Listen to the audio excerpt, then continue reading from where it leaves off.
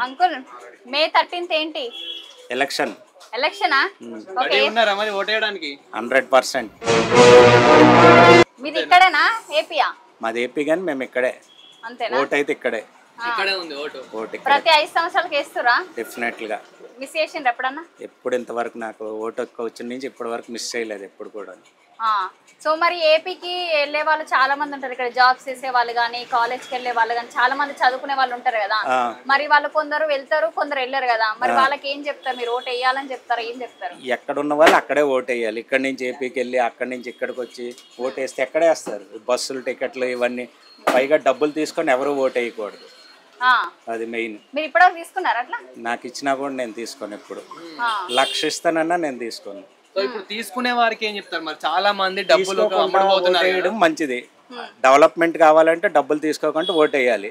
వాళ్ళు లంచాలు ఇచ్చి మన కోట్లు కొనుక్కుంటే మరి వాళ్ళెందుకు డెవలప్ మనం రేపు పొద్దున్న వెళ్ళి వాళ్ళకి ఏమైనా అడగాలంటే మీకు అప్పుడు డబ్బులు ఇచ్చాం కదా మీరు ఇప్పుడు ఎట్లా నాకు వచ్చి అడుగుతున్నారని వాళ్ళు కూడా ఒక రివాజ్ మన మీద రిప్లై చేస్తారు కంపల్సరీ. అదైతే ఒక డెవలప్మెంట్ మనకి ఏది కావాలన్నా డబ్బులు తీసుకోకుండా ఓట్లు వేయాలి ప్రజలు కూడా. ఇప్పుడు మీరు ఎన్నో సంవత్సరాల నుంచి అయితే ఓటు వేయడం జరిగింది అంటే ఎన్నో సార్లు మీరు ఓటేసారు.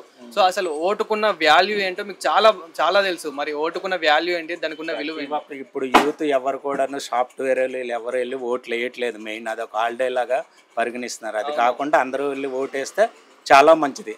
ఓటింగ్ శాతము పెరుగుతుంది. ఏ పార్టీకి వెళ్ళాలో స్పష్టమైన మెజారిటీ కూడా వస్తుంది.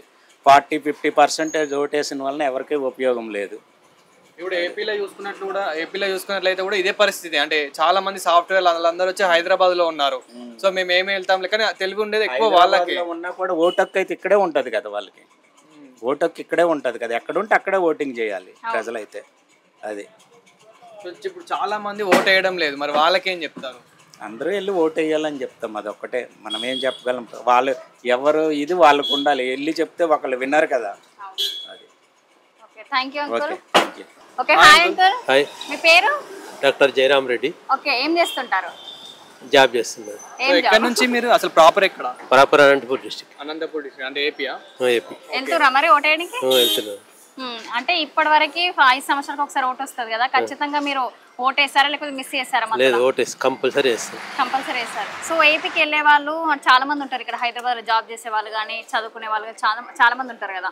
సో వాళ్ళు ఓటు ఎందుకు వేయాలి అబ్బా అక్కడికి వెళ్ళాలా ఓటు వేయాలా అనేది అయితే ప్రతి ఒక్కరిలో ఉంటుంది. సో అలాంటి వరకు మీరు ఏం చెప్దాం అనుకుంటారు? ఓటు వేయాలంటారా? ఓటు వేయాలి. వాళ్ళకి అభిమానం ఉంటే వాళ్ళు వేసేస్తారు. అభిమానం లేదనుకోండి వేయరు.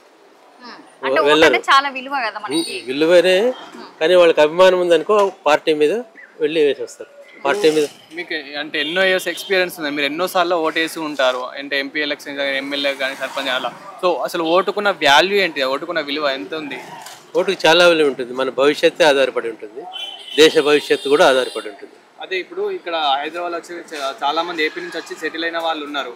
కానీ మళ్ళీ అక్కడ దాకా వెళ్ళి ఓటేస్తాంలే అని చెప్పి చాలా మంది నెగ్లెక్ట్ చేసే వాళ్ళు ఉన్నారు. చాలా మంది అంటే ఒక 50% అనుకోండి.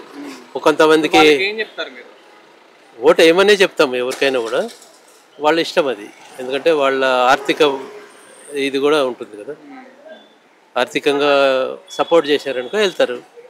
ఆర్థికంగా సపోర్ట్ చేయకపోతే వెళ్ళరు కొంతమంది అందరూ కాదు. కొంతమంది వాళ్ళే ఎక్కువ ఇంకా 2-3 ఛార్జీలు పెట్టుకొని కానీ పిలుచుకుపోతారు పార్టీ మీద అభిమానం. రైట్.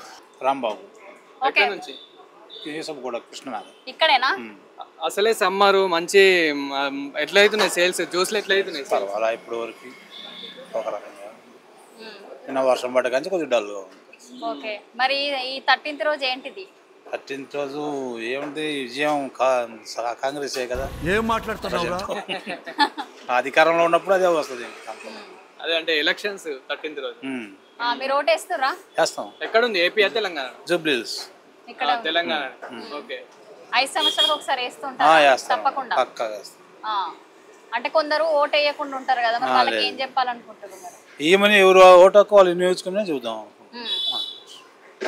వచ్చేది 5 సంవత్సరాలకు ఒకసారి కాబట్టి ఎవరు ఓటు హక్కు వాళ్ళు వినియోగించుకుని కొందరు వెళ్ళారు కదా మరి ఓటు గురించి. ఓటు చాలా విలువైనది మనకి. సో అట్లాంటి వాళ్ళకు ఓటు వేయమని మీరు ఎలాంటి సలహా ఇస్తారు? పోయిరమ్మనే చెబుతున్నాం. వచ్చిన కస్టమర్లు ప్రతి ఒక్కరు అడిగిన వాళ్ళకి పోయిరమ్మని చెప్తున్నాం. ఎందుకంటే మీకు ఎన్ని ఇయర్స్ నుంచో ఎక్స్పీరియన్స్ ఉంది. అంటే మీరు ఎన్ని ఇయర్స్ నుంచో చూస్తున్నారు ఓట్ని. ఓటుని నేను వచ్చేసి 92 నుంచి. అప్పటి నుంచే స్టార్ట్ అయింది. సో ఇప్పుడు కొత్తగా ఓటు వచ్చిన అంటే 18 ఏళ్ళ నుండి ఇప్పుడు కొత్తగా ఓటు హక్కు వచ్చిన వాళ్ళు ఉంటారు కదా, వాళ్ళకి అసలు ఓటు హక్కు అంటే చాలా మందికి తెలియదు. తెలుసుకో, ఓటు హక్కు కంపల్సరీ వీళ్ళు రావాలి, కంపల్సరీ వీళ్ళు రావాలి. Okay, thank you uncle. Okay.